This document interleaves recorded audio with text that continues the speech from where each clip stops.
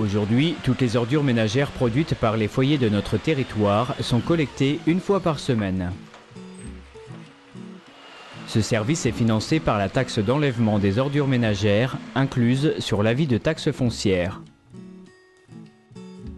Elle est calculée en fonction de la valeur locative du logement. Elle est donc indépendante de la quantité de déchets produites par le foyer.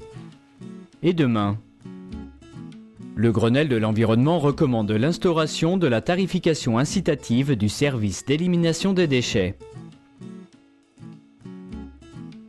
C'est-à-dire un paiement du service ajusté en fonction de sa production de déchets ménagers.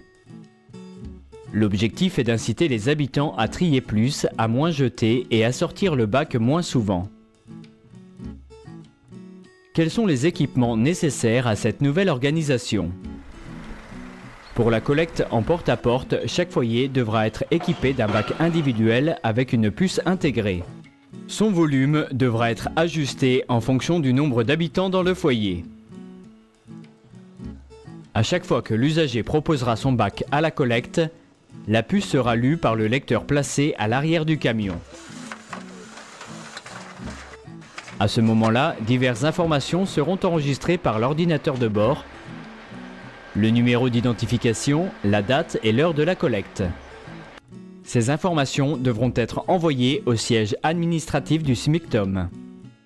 Grâce à un logiciel adapté, le numéro d'identification sera associé à un usager.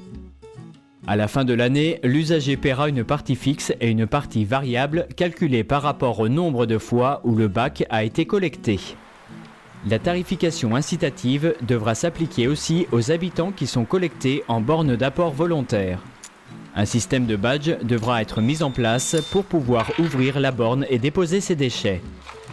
D'autres systèmes devront être installés pour les habitants collectés en point de regroupement. Ces différents changements devront être mis en place dans les années à venir. Une année de test à blanc sera nécessaire sur l'ensemble du territoire avant le lancement de la tarification incitative.